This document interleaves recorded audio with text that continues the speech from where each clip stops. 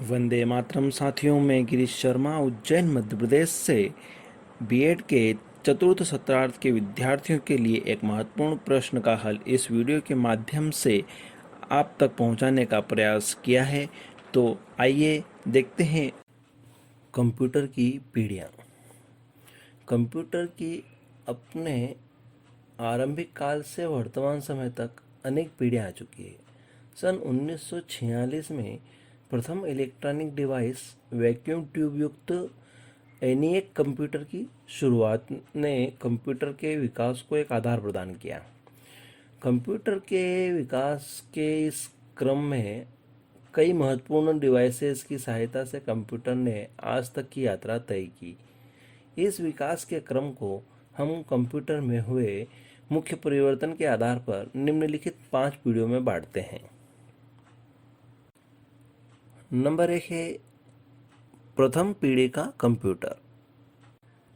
प्रथम पीढ़ी का कंप्यूटर 1951 के दशक में पहली पीढ़ी के कंप्यूटरों की शुरुआत यूनिवेक के साथ हुई। इस कंप्यूटर में वैक्यूम ट्यूब्स का इस्तेमाल किया गया और इनकी मेमोरी तरल पारे और विद्युतीय ड्रम की पतली नली से निर्मित की गई। सन 1946 से 1956 तक प्रथम पीढ़ी के कंप्यूटर की शुरुआत हुई। सन 1946 में एकर्ट और मूचली के एनिएक नामक कंप्यूटर के निर्माण से हुआ था। इस पीढ़ी के कंप्यूटरों में वैक्यूम ट्यूब का प्रयोग किया जाता था, जिसका आविष्कार सन 1904 जॉन एम्ब्रोस फ्लेमिंग ने किया था। इस पीढ़ी में एनिएक के अलावा और भी कई अनेक कंप्यूटरों का निर्माण हुआ, जिसके नाम एडसेक, एडवेक, यूनिवेक एवं यूनिवेक फर्स्ट है। प्रथम पीढ़ी के कंप्यूटर आकार में बहुत बड़े होते थे, इनकी स्पीड बहुत ही स्लो होती थी और मेमोरी भी बहुत कम होती थी। इसी कारण इन कंप्यूटर में डाटा को स्टोर करके नहीं रखा जा सकता था। इन कंप्यूटरों की कीमत बहुत अधिक होने के कारण ये कंप्यूटर आम जनता की पहुंच से दूर थे। प्रथम पीढ़ी के कंप्यूटरों में निम्नलिखित लक्षण थे। वैक्यूम ट्यूब का प्रयोग पंच कार्ड पर आधारित था।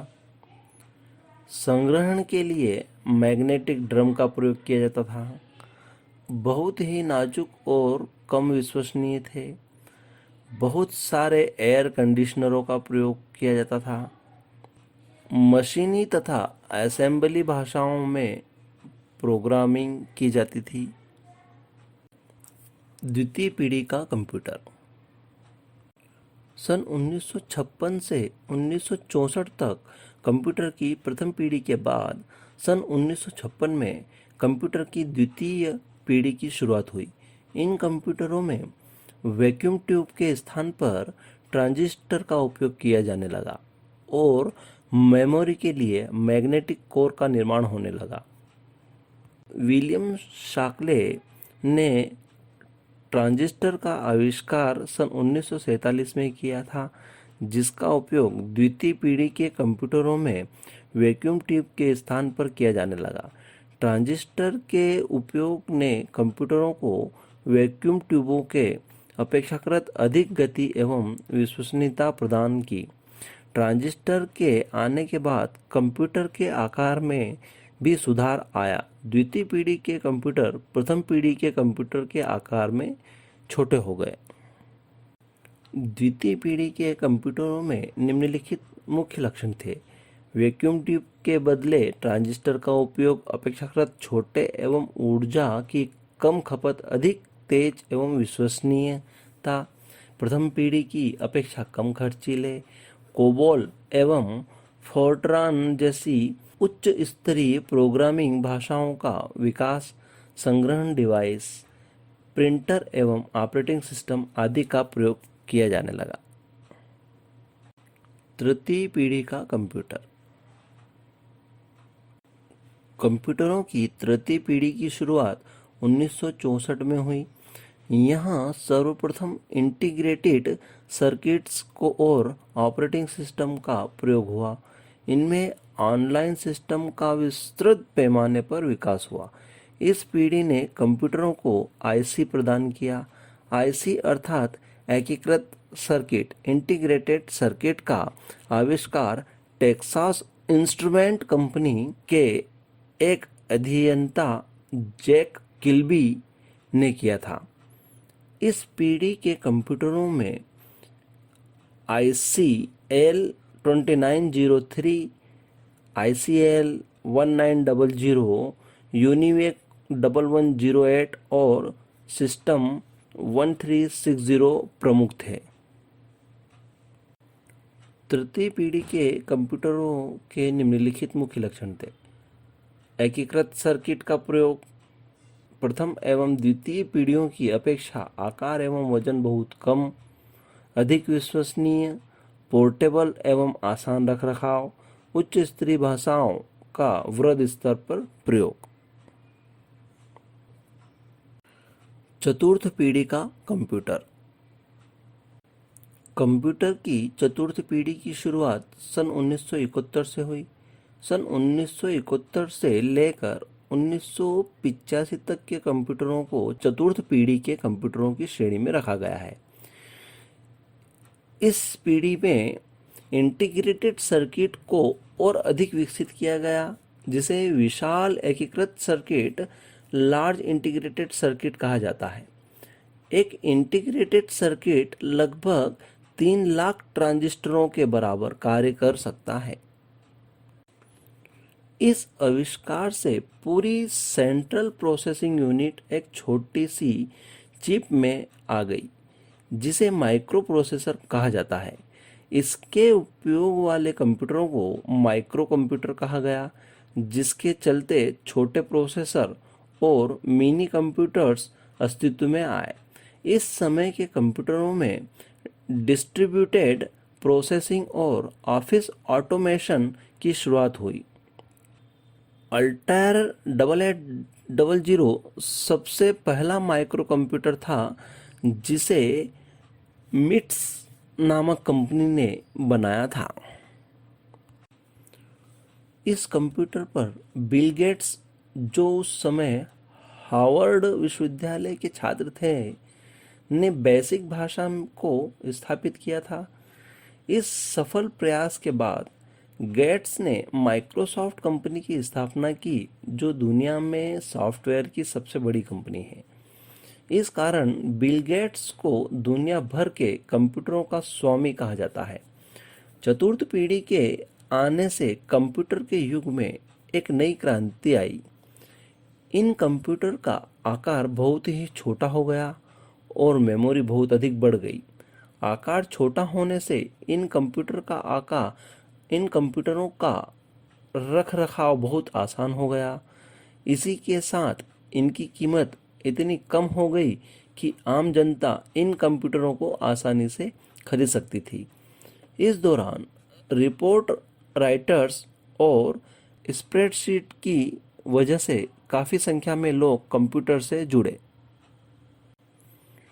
अति विशाल स्तरीय एकीकरण तकनीकी का उपयोग, आकार में अद्भुत कमी, साधारण आदमी की क्रय क्षमता के अंदर अधिक प्रभावशाली, विश्वसनीय एवं अद्भुत गतिमान, अधिक मेमोरी क्षमता, कंप्यूटरों के विभिन्न नेटवर्क का विकास, ये सभी लक्षण इस पीढ़ी के कंप्यूटर में मुख्य हैं। पंचम पीढ़ी का कंप्यूटर। कंप्यूटर की पांचवी पीढ़ी की शुरुआत 1985 से हुई। 1985 से अब तक के कंप्यूटर पांचवी पीढ़ी के अंतर्गत आते हैं। कंप्यूटरों की पांचवी पीढ़ी में वर्तमान के शक्तिशाली एवं उच्च तकनीक वाले कंप्यूटर से लेकर भविष्य में आने वाले कंप्यूटरों तक को शामिल किया गया है। इस पीढ़ी के कंप्यूटरों में कंप्यूटर वैज्ञानिक कृत्रिम बुद्धिमत्ता को समाहित करने के लिए प्रयासरत है। आज के कंप्यूटर इतने उन्नत हैं कि वे हर विशिष्ट क्षेत्र, मूल रूप से अकाउंटिंग, इंजीनियरिंग, भवन निर्माण, अंतरिक्ष तथा दूसरे प्रकार के शोध कार्य में उपयोग किए जा रहे हैं। इस पीढ़ी के प्रारंभ में कंप्यूटरों को परस्पर संयोजित किया गया ताकि डेटा तथा सूचना की आपस में साझेदारी तथा आदान प्रदान हो सके। नई integrated circuit, very large scale integrated circuit को प्रतिस्थापित करना शुरू किया। इस पीढ़ी में प्रतिदिन कंप्यूटर के आकार को घटाने का प्रयास किया जा रहा है, जिसके फलस्वरूप हम घड़ी के आकार में भी कंप्यूटर को देख सकते हैं। पोर्टेबल कंप्यूटर तथा इंटरनेट की सहायता से हम दस्तावेज, सूचना तथा पैसे का आदान प्रदान कर सकते हैं। पांचवी पीढ़ी के कंप्यूटरों में निम्नलिखित लक्षण हो सकते हैं। नंबर 1, कंप्यूटरों के विभिन्न आकार। आवश्यकता अनुसार कंप्यूटर के आकार और संरचना को तैयार किया जाता है। आज विभिन्न मॉडलों, डेस्कटॉप, लैपटॉप, पॉमटॉप आदि में कंप्यूटर उपलब्ध हैं। Number 2, internet. यह कंप्यूटर का एक अंतर्राष्ट्रीय संजाल है। दुनिया भर के कंप्यूटर नेटवर्क इंटरनेट से जुड़े होते हैं और इस तरह हम कहीं से भी घर बैठे अपने स्वास्थ्य, चिकित्सा, विज्ञान, कला एवं संस्कृति आदि लगभग सभी विषयों पर विविध सामग्री इंटरनेट पर प्राप्त कर सकते हैं। Number 3, multimedia. ध्वनि, दृश्य या चित्र और पाठ के सम्मिलित रूप से मल्टीमीडिया का इस पीढ़ी में विकास हुआ है। नंबर 4, नए अनुप्रयोग। कंप्यूटर की तकनीक अति विकसित होने के कारण इसके अनुप्रयोगों यथा फिल्म निर्माण, यातायात नियंत्रण, उद्योग, व्यापार एवं शोध आदि के क्षेत्र में इसका उपयोग किया जाने लगा। धन्यवाद।